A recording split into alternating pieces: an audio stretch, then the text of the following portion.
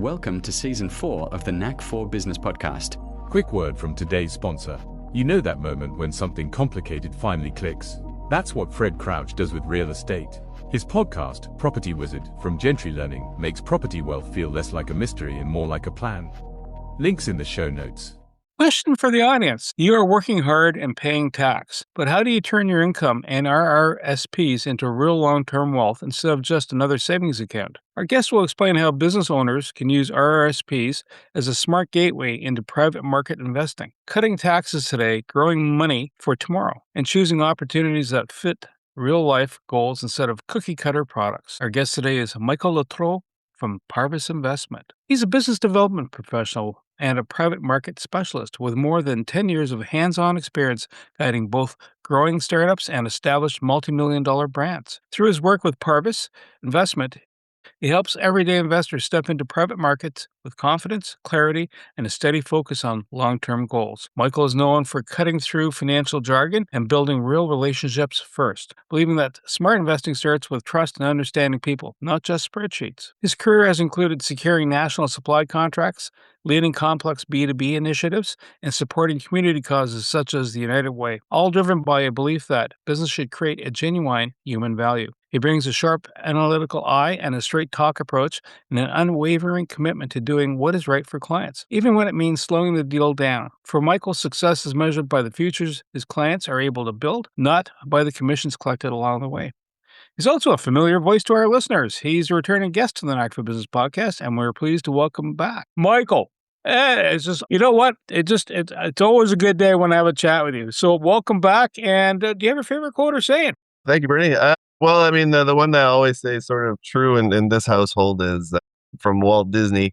You know, all our dreams can come true if we have the courage to pursue them. But every now and again, I look at some pretty interesting business quotes out there. So maybe the next time I'll have a different one. Who knows? No problem. So, you talk about getting to know people, and it's not about the commissions on the way. So money's a tool and not a scoreboard. When did that first register home? When did that sink in going, hey?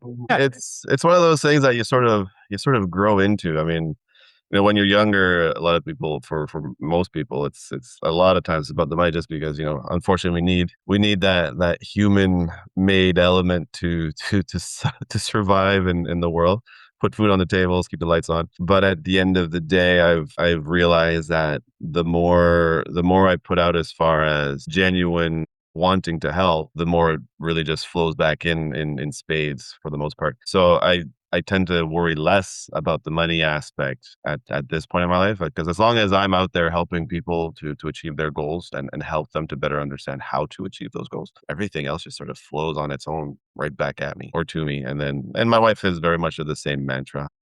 Everything that goes out comes back, usually tenfold, as long as it's done, willingly and with good intentions. If you do it with bad intentions, well, then I can just imagine what would come back for that. But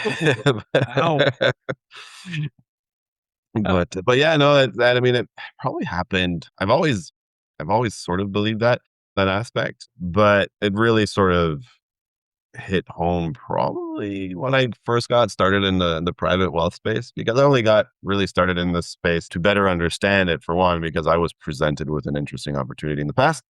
So I went and educated myself fully about it and got licensed with no intention of starting to actually be an advisor in this space. But it just happened to happen. And since then, I started with a small book, just helping a handful of people. And then from there, just from referrals and ongoing commitment to help everyone understand around me, it just continues to flourish. So again, I just out there helping people understand, and it just keeps coming back. So I figure, well, I'll just keep doing it. So you touch base with startups and big brands. What are the lessons that kind of make everything come together? What are the common? I mean, whether you're a startup or a big brand, right? Everybody's out there they're hustling a business and they're trying to grow it. What are the lessons that connect both these worlds? I think the biggest factor in any growth proposition is consistency and not a full commitment, but a high level of commitment, especially with smaller brands or entrepreneurs and startups. You definitely want your founders to have that commitment to what they're building and that belief in themselves as well as their brand. Because a lot of times I mean, I've seen hundreds of startups, and some entrepreneurs treat it more like a side hustle versus their actual passion. So you can really tell the difference between the two. And when there is that somewhat lack of commitment, well, it either takes a really long time to get to where they're going, and by the time they do actually reach a first or second milestone, they realize that while they were dilly-dallying, 5 competitors just took the lead because they were 100% focused on what they were doing. And it's the same thing with big brands. Big brands, that's how they grew. They grow quite quickly and with strength, is because they have leadership in place that's really focused on what they're doing, and they're committed to it. So at the end of the day, it's really about just commitment and focus. Those are really the 2 key aspects that I've seen over and over again in both startup world and the big brand world. I'm no stranger to it. I mean, yeah, I sometimes I lose focus because I do a lot of social things as well, because I like meeting people. So from a work perspective, when I do work, it's just 100% focus there. But then when I do the socializing and the meetups and get out there to help people, it detracts from the work focus. But then I do the 100% focus on that business development side of things. So it's whenever you're doing something, just make sure you have that commitment and focus in place so that nothing else detracts from that goal that you set for yourself for that particular activity that you're doing. So it's and when you wear a lot of hats, or you really chop up that calendar really finely to better use your time. So, a couple of questions here about trust in business. Who taught you the value about building that trust in business? Where did that stem from? It definitely stems from my father. He wasn't a big businessman per se, but he understood the value of trust and doing what you say you're going to do, and doing it well and doing it right. So he was a hydraulics engineer and immigrated to Canada back in '78, and then eventually, like many back in the early '80s, once a full big project was done, well, he got laid off at one point, and he went back to his roots of transportation, because he loved enormous vehicles. During his time in France, he was in the military for a time, drove tanks. I mean, everyone wants to drive a tank, right? Yeah. Who wouldn't want to drive equipment like that for fun? So and he had an affinity for transportation, and so he got back into the trucking industry. And at the time, it was with a moving company called AMJ Campbell Van Lines. And from there, and he was always a very social person. And quickly he became that driver that the company would go to for all of the big names, or the VIPs, so to speak, for when we're moving people, because he had that trust of the executives of the company, knowing that when he does something, he does it 100%, and to the point where he developed that trust as well with the clientele, that whenever they were moving again, he was always requested. So and so being on the road with him quite a bit, that's how I got to have that same acumen and meet all of those same people, and learn how to develop those relationships and that trust with people. Because at the end of the day, it's about doing what you say you're going to do, following through. And again, just genuinely wanting to help them get through what it is that they're trying to accomplish at that point. So you meet some tremendous people. I mean, I think one of the most notable people that I've met on an ongoing basis was probably Alfredson from the Senators, right? So I remember when we moved Alfredson from Edmonton to Ottawa, when he was starting his career, and back then, it's a young man, very early 20s. He had a duffel bag, a 24-inch TV, and a weird coffee table to his name, right? And then over the years, as his career expanded, every year for the longest time, he never actually owned a home in Ottawa for the longest time. He always rented. Typically, it was started off in closer to Orleans, and then eventually migrated into the Glebe area. But every season, we would move him into a house, and then at the end of the season, we basically take everything out, put it into storage for him while he was often visiting family in Sweden. So then every beginning of the season, he'd come back, and then so it was my father and I that basically moved him in and out all the time, until at some point I was part of the team that did it on a regular basis, and my father was on the road, because when I got to be a little older, I ran my own crew in the summertime while I was in university. So you meet a lot of great people, and Alfredson's definitely one of those folks, and He was really, really quite nice. And eventually, he got to be super busy even during the off season. So we didn't see him as much when we were moving him in and out. But his wife, Bibi, she was fantastic too. So she was very, very, very nice and always took good care of the crew. She makes sandwiches and everything like that. But Ah, and that level of trust from clients doesn't come just because it's this over time you develop that trust and you get to know them. So it's always it's a good feel good feeling, I guess, when you have that trust and people can count on you and you can count on them to reciprocate. So and yeah, it definitely came from my father. Absolutely. from that level of trust that you build with a client, what are the from an investment side of the fence? What makes them reluctant to play in that space? What makes them go? I don't know. And how do you get around it? Yeah, that's a tough question because a lot of times a lot of times it's a timing situation, or they've been burned in the past, and they focus a lot on happened in the past, and if they got burned pretty bad, a lot of people tend to be reluctant, which with obvious reasons. Many times it's really just a question of timing and providing them with consistent information and showing the results, even if they're not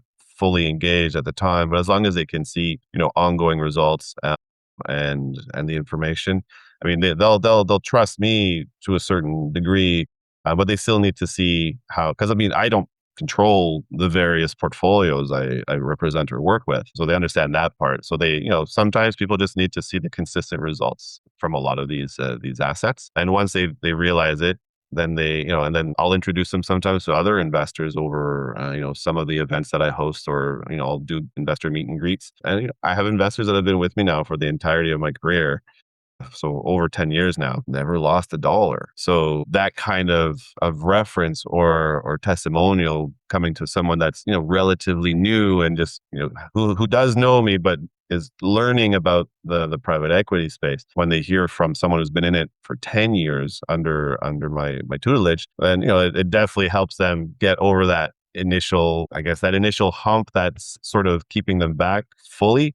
And then then they'll dip their toe, and then once the toe's in there, then eventually the foot, and they eventually just fall all in. So again, it's and that's why I do focus a lot on assets that generate consistent results on a very regular basis. So like real estate trusts that offer monthly distributions, whether you're reinvesting the distributions or having them paid out to you in cash, at least it's something that you can see ongoing. It's always trucking along. Whereas development projects, I usually hold off on those, especially for newer investors, just because nothing happens sometimes for years. And when you're getting calls from panicked investors like, my money's not moving. Well, it's because it's a development project and you're only going to get your returns and your capital back once the project is done. I mean, even though you remind them that you've discussed this ad nauseum during the whole process, they still call about it. So typically I'll hold off on development projects until, they're a couple of regular assets into the mix, and then when they want to venture out a little bit more into those the less regular assets, then we'll allocate a small percentage, and let's have at her. And but it does have to be patient money in cases like that. So I'm always very, very clear, so people don't call me every week to find out, did they put the foundation, did they do this. Yeah. I like that term, patient money, Yeah. and time is everything, right? If you Mhm. drop a seed in the ground, you're not going to get Jack and the Beanstalk results. In No, which gosh, case, no. Gosh, no. I mean, and every project's a little bit different, and then sometimes there can be hiccups. I mean, the as much as an issuer or a portfolio, has a somewhat of a timeline, anything can happen. Work strike, COVID, God forbid. Municipalities just being really slow at issuing permits and certificates and inspections, or even backtracking on permits that were already issued.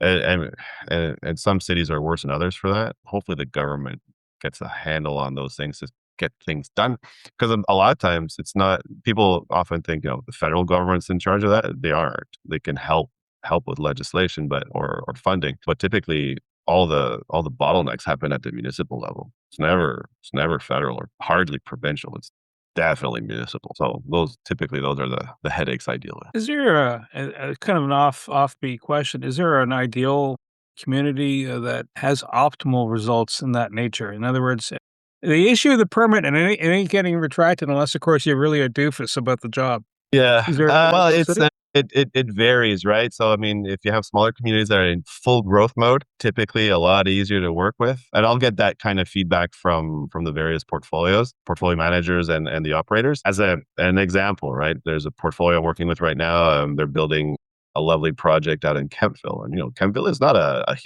it's not a city mecca by any means.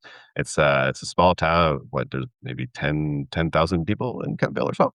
But it is a consistently growing community, and they're attracting more and more people because people are, migrating outside of the city a little bit more these days. But there's an unserved community there where there's very little rental properties, and people aren't necessarily looking to buy, but they do like the aspect of renting there. So they're building a full rental community. And the city has been very, very agreeable to it because they're like, just although it seems a little bit slow on the paperwork side, but it's only because they're a small township. They're not like Ottawa size town hall. Ministry.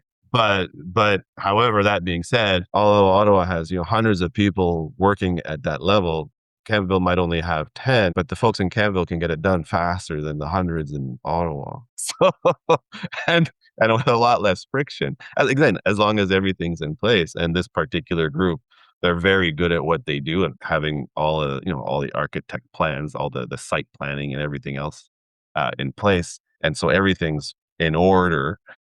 So they're going to be breaking ground this spring. So it's some communities are easier than others.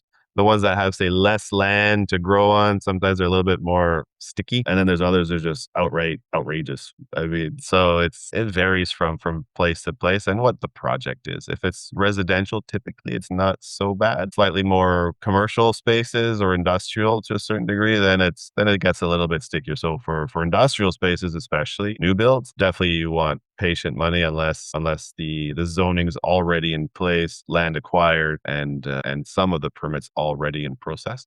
Because sometimes something like that can take, like building a warehouse, it can take 5-6 years. You can make good money on it, but again, have to be patient with it. Whereas residential, I mean, like in this case in Kemptville, they'll break ground in the spring, and in 18 months it'll be done, completed. So they're building. I think it's 58 stacked townhomes. Yeah. So, and they're pretty large units. So it's going to be nice. And that'll be a first phase. And then if people like it, they expect it to be fully rented out because it's made for rental. They expect it to be fully rented out within the first 12 months after being completed. I suspect it'll be a lot faster than that. And then they'll just probably make another one. So at the same time, the community's behind it all because they bought a parcel of land that was a bit of an eyesore in the middle of a residential area. So it had been previously zoned as an industrial area, and it was a really old self-storage sort of place that was abandoned basically. So they just bought that parcel, cleaned it all up, got all those rezoned, and yeah, now they're going to make a beautiful living space with it. So yeah, again, it's from project to project. It really varies, but definitely I'd say municipalities can really make or break a project from a timing perspective. So back to patient money. So it sounds like not all the eggs in one basket scenarios are the other kind of the key element. So when you talk RRSPs and then you talk about doing investing in private investing, and then you talk about then you touch on stock markets. Where should a person turn? Is RRSPs the safe bet, and then just dump it and walk away, or is it a mixed bag of things? What do you tell people in that space? Yeah, it depends where they are. I mean, for typical employees, RRSPs are a good way to save a little bit on taxes in the beginning, especially as your career expands and you grow your income. So RRSPs, indirectly. So when you contribute to RRSPs, in essence, it decreases your overall taxable income, right? So then you get whatever taxes you would have paid on that tranche of income, you basically get it back as a refund. What a lot of people sometimes fail to realize or understand, or it's explained to them very poorly, is that when you do start to withdraw those RRSPs, whether it's before you send them into a RIF, which is a retirement income fund that you have to do at the age of 71, during the time that your money is in RRSP, it all grows tax deferred. There's no taxes on any of the growth. But as soon as you start withdrawing, 100% of that income is or that money coming out is taxed, just because they're like, well, we gave you a refund 12 25 years ago. Now you're going to pay us back in spades, in essence. So for employees, I mean, it's good in the beginning, but then it's good to strategize as you get closer to that point of when you're going to be withdrawing RSPs to find tax efficient investments. Especially I've been doing this a lot over the last year and a half now, because I work with a very, very smart tax strategist, and he's been working with me a lot just because he asked about all of the I guess the tax structures of various assets that I work with, and he loves them to death. So basically, in essence, a lot of the returns are what we call return of capital. So there's no taxation on the distributions initially. And then on top of that, these funds are structured as LP. So it's all outside of RSPs, but I'll explain how that correlates to the RSPs in a second. So when you invest in a limited partnership where it's structured that you can participate in the flow through of expenses, a percentage of your invested capital is used as a tax write-off for as long as you hold that investment. And so for the sake of math, let's say your tax write-off or your flow through is 10% and you invested $250,000 as an example. That means every year your investment, not only is it generating say an 8% distribution, which is tax-free, dropped into your bank account. So say $20,000 or so tax-free, but it's also generating a tax slip for you as a $25,000 tax write-off that you can apply to any income that you have. So having that in place, if say you have $1 million in an RSP and then you have to start pulling it out gradually over the years, because the government will dictate a percentage of how much you need to pull out every year, because they do want to recover their tax dollars. Surprise. And it typically starts at about 5.5% if you're doing a RIF, and then it gradually goes up. So if say you're pulling out the minimum, or what I've been doing lately with a lot of my older entrepreneurs that are fully retired now and have RIFed, now they're having to pull those dollars out. We put a plan in place where we set a fixed number for the money to come out. And again, just for the sake of math, let's say it's $50,000. So that after 10 years, everything that they did have in their RSPs is all cleared out. But because they also have that first option with the tax write-off slip, so of the $50,000 coming out of your RIF, which would be 100% taxable, because they have that $25,000 write-off, they're only paying taxes on 25, but they've also generated $20,000 tax-free. So in essence, they'll have generated $45,000 in tax-free income and only paying taxes on 25. So when you're paying tax on $25,000, you're at the lowest income tax bracket, because of there's the portion that's not taxable, and then after that, it's you're being taxed maybe on 13. So overall, we're lowering your tax bracket by finding really efficient investments that generate write-offs for you year over year over year. So, but again, it's about setting that strategy in place as long as you have the capacity to do it. I was having this discussion yesterday with a client of mine who has a lot of investments in unregistered funds. So he's a great candidate for this, where he can take a portion of his unregistered funds that, right now he does a lot of his own self-management. So he's going to take a portion of that, put it into a REIT where he gets to participate in both tax-free distributions plus the tax write-off. And his tax write-off is going to completely offset all the money he's going to be taking out of his RIF for the next 10 years. So he won't be paying taxes for at least.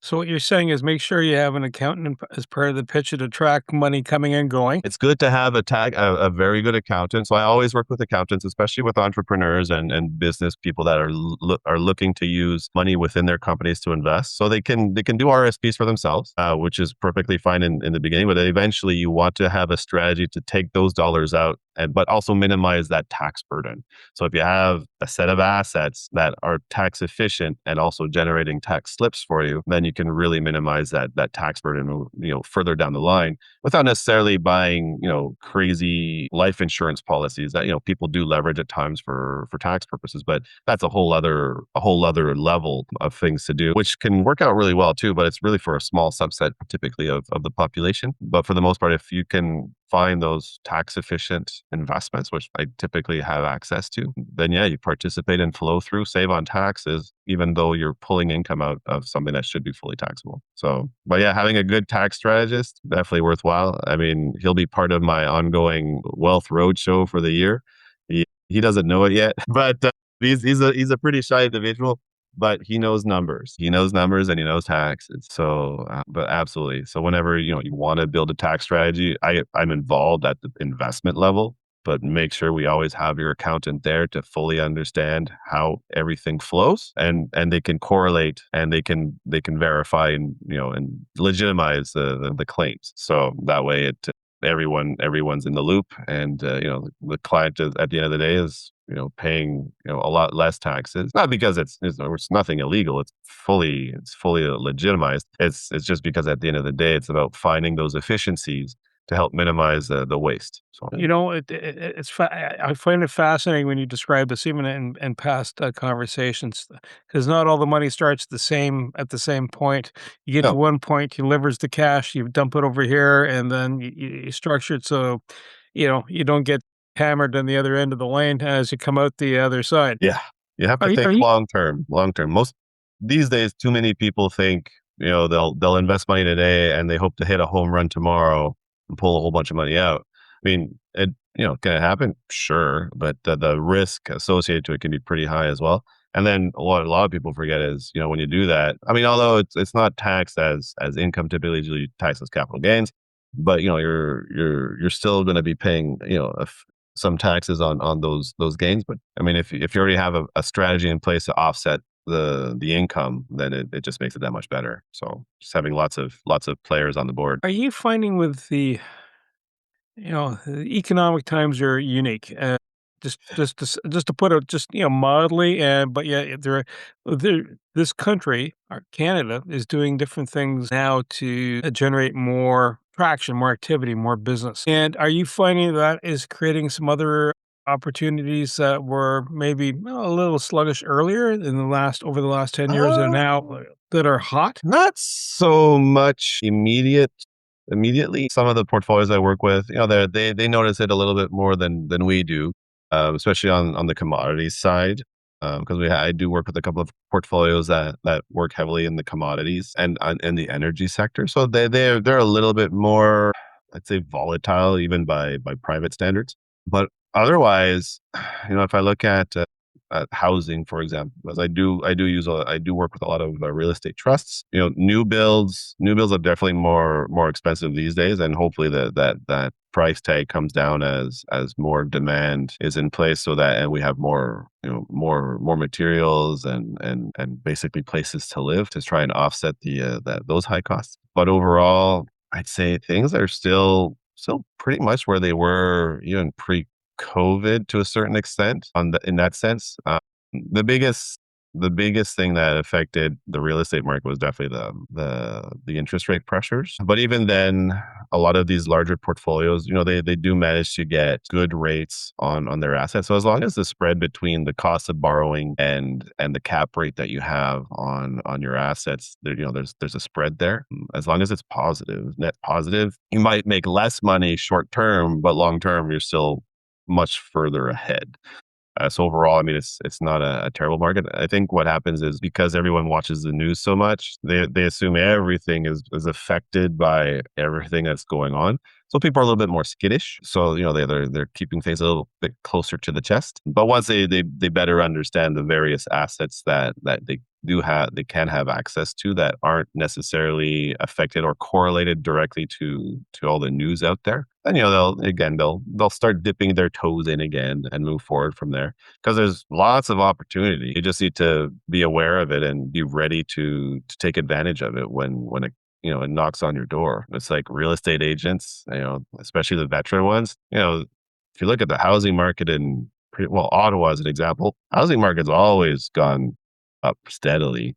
I mean, COVID was a bit of I guess, a blip where, there's never been that kind of growth in the housing market in the history I remember, being, with real estate. But overall, if you look at the Ottawa market just as a bubble, it's never really retracted ever. It's always been a steady climber. And for the most part, across Canada, it's always been the same. I mean, the only times there's ever been retractions but it was typically in the geographical areas because there was something really crazy going on. I mean, think back to the referendum in Quebec, right? Yeah. Where that point, real estate took a real dive because they had a mass exodus, and people were just being nonsensical at the government level, creating this horrendous Panic. nonsense, right?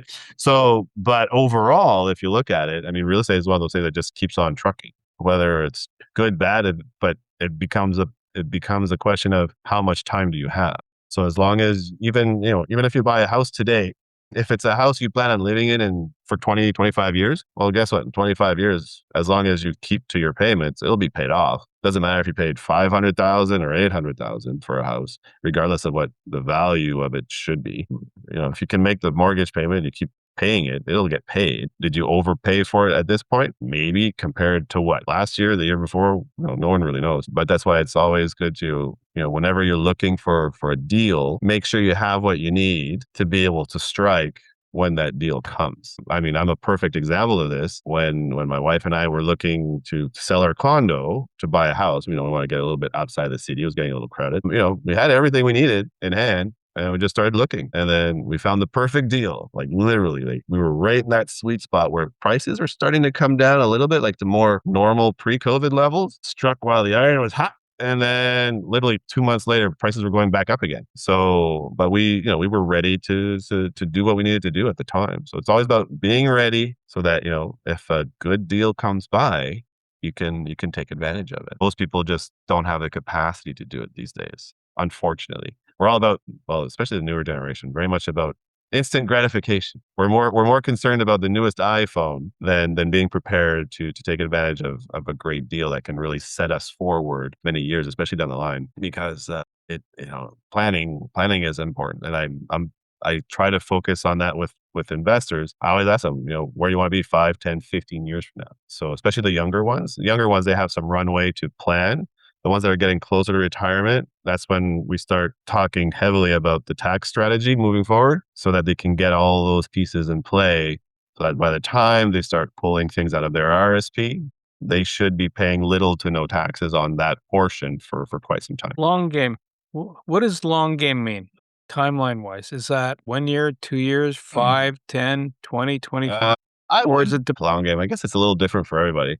I would say, like, if you're willing to, well, short term would be 3 to 5 years. I would put it that way. Long term, probably 7 plus. And yeah, like really long would be 10, 12 plus years. So people that are able to conceptualize in that sense and are patient about it, they'll always come out ahead, regardless of market conditions, typically. But then again, it's also about having a lot of contingencies in place depending on market conditions. So you remember 2008 when we had a mortgage crisis, the stock market plummeted 40%.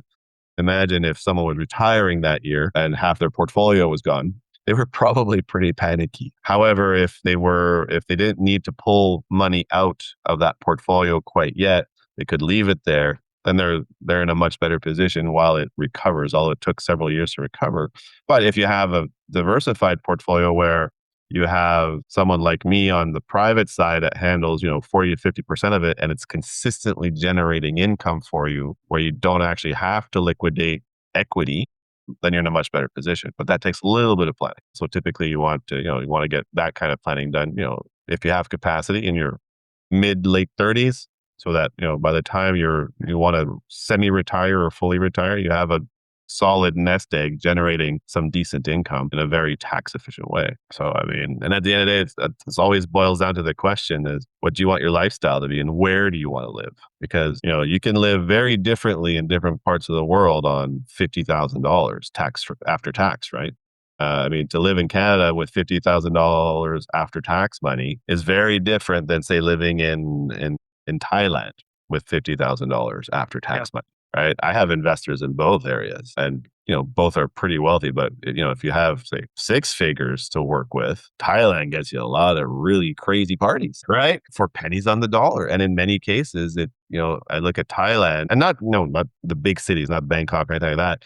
You go a little bit outside of those areas, in the smaller, like the fishing towns, which are still very modern, have great condos to live in, or if you want to just rent. I mean, Spain's another great example of where you can go in Southern Europe, where, you can live very, very well there on $3,500 Canadian a month, and everything's covered. Your lodging, your food, your healthcare. I have investors now, they don't even come back to Canada anymore unless they're coming to visit. Because how in Canada, if you want to have access to our super healthcare, you have to come back every 6 months. Yeah, they don't even bother. They pay $350 or 350 euros a month for premium healthcare insurance. Right now, it sounds expensive, but then they never have to wait for a doctor. If they need surgery, they're in like the same day, next day. And these are gentlemen in their 70s, right? So at 350 euros a month, that's peanuts. We pay more than that in taxes and we don't get any, right? So it's all about, the lifestyle you want to have and where you want to have it. So, and then we plan in accordance to that. I mean, myself personally will probably end up in maybe Mexico, maybe Spain. I mean, I have citizenship in France. My wife's Mexican. We have options. We're not sure what we want to do yet, but we'll figure it out when we get there. Or both places. Or both places. Or we might fly between the two, right? Because again, when you get to a certain age, I mean, a lot of people think keeping a home is the be all end all. And, for some people, maybe for others, it just makes sense to rent. You find a nice place to rent. That way you don't have headaches. Someone else takes care of everything else for you. That way, if you need to go somewhere, you don't have to worry about it. You just go. And so at the end of the day, when you get to that point in your life where you want to retire and, sort of relax, you should do it fully. Like don't own a home, like sell it, park the money somewhere to generate those tax-free dollars and then just rent. And that way, if something happens, you don't have to worry about it. It's like, oh, you need to fix this. Not me. Because I don't want to be shoveling snow at, 65. Come on. How else are you going to stay healthy and get your cardio all at the same time? I'll be running on a beach somewhere. Good cardio. Good cardio. So what's the first number someone should understand? And it's not necessarily a dollar amount, but what should they understand before they start investing? They should understand the power of compounding. Yeah. And it's not so much a number, but a series of numbers. They need to understand that the longer they let their dollars work for them and reinvest themselves, the more powerful or the larger that number will be when they do need it or when they're looking to use it. I was having this conversation with a young lady. She's the daughter of one of my longest term investors. She's very smart and her parents are setting her up for success later on. And we did the math. I showed her the math on how this could work with her TFSA as an example, where she's getting her first TFSA set up. She's turning 18, so she's eligible now. So we said, here, every year for the next 7 years, we're going to dump $7,000 into your TFSA. And then we're going to stop. And then we're just going to let that money compound and roll into itself into perpetuity. You never touch it. And she did some math. And so initially she'll have, technically she'll have put in $49,000 over the course of 7 years and it's not a like a really high risk or crazy investment that I proposed or that I use as an example. Simple 8% return, compounded, keeps rolling into itself. By the time she reaches 55, that $50,000 is $3 million, right? As long as you don't touch it, just let it work. Just let it do its job. Most people don't understand that. They usually get started far too late and then need to put aside a lot of money, like every month or every year, in order to reach that goal. But if they get started early, I mean, you could put, right? You just start early, put it into something that just keeps accruing on its own. You don't even have to touch it. Just leave it there. Don't touch it. By the time you need it, it'll be worth quite a bit more than what you put in. So most people don't, they hear about it.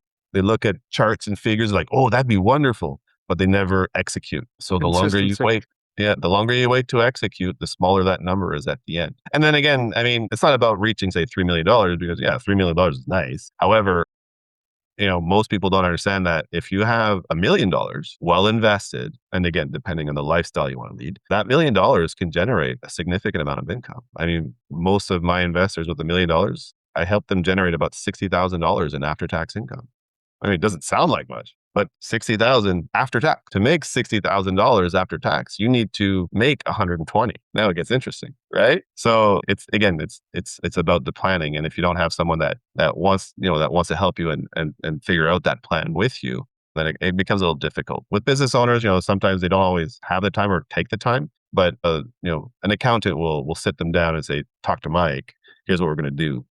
And we'll help figure it out. because one advantage business owners typically do have is because they do, depending on their business, obviously, but if they're generating a significant amount of retained earnings that they don't know where the company should invest in, though, you can use your company to invest on your behalf. And then eventually, your incorporation is the one subsidizing your retirement. And so you can defer the taxes there within the corporation. And then even after that, once you roll everything up, you can transfer things over to you personally without tax consequence at the time. Now, there's a process for that the accountants go through. It's a bit of work. I mean, you pay the accountant for it, but then after that, but that's a tax write-off, so it doesn't matter. But then you set everything up in place again in tax efficient investments where you're paying.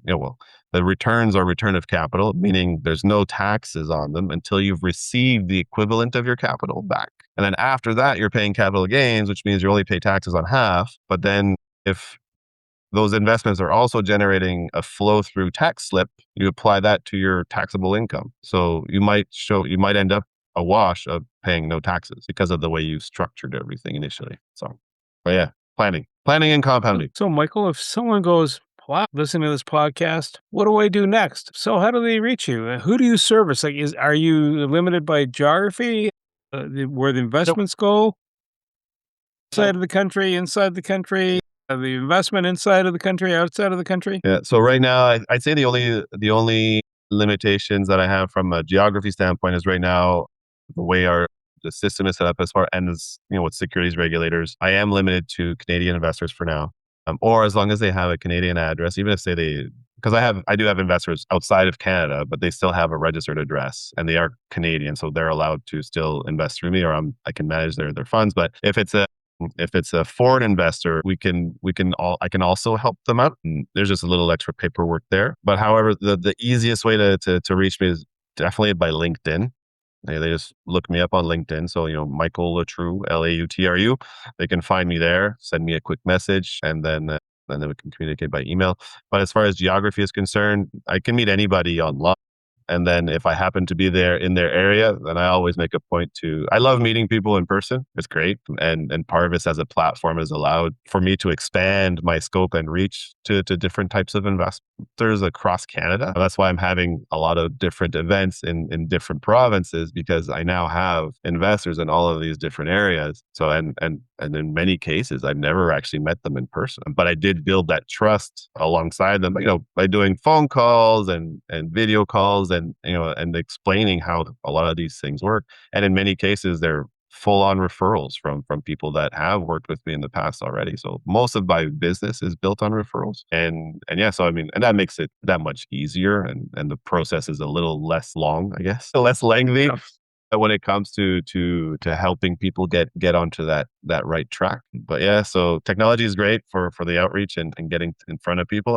But yeah, I love meeting people in person as well. So if anybody in Canada, I can definitely work with. When it comes to folks outside of Canada, it's a little bit more hoops to go through, and FinTrack and those fun things. But overall, if I'm able to help them out on the investment landscape, even if it's just to be, like with yourself, a guest speaker to learn a few tips and tricks here and there, or just, pick my brain on a few things. Always happy to help and clarify a lot of things. And when it comes to taxes, well, then I'll loop in my tax strategist, Boris, and he can explain all the numbers on that front. Like I said, brilliant man. He has a very, impressive background. He was a forensic tax auditor for CRA. So if someone knows the ins and outs of taxes, it's this man. So, Michael, I want to say thank you so much. I really appreciate this conversation and all the different areas we touched. This has struck a chord for you. Michael loves his work. He's an entrepreneur at heart. He gets to know you, and that's kind of a really key thing. And it's about you growing. The benefit comes to all. The rising tide effect lifts all boats. Everything you heard today is for educational purposes only. It's not professional advice. Before you act on anything, talk to a certified expert in your area. Your accountant, your lawyer, someone who knows your situation. We share perspectives. You make the decisions. Want more? Head over to blog.knack4business.com, packed with practical episodes on AI, marketing, leadership, and growth. No fluff, just the good stuff. Subscribe while you're there. Until next time, keep building.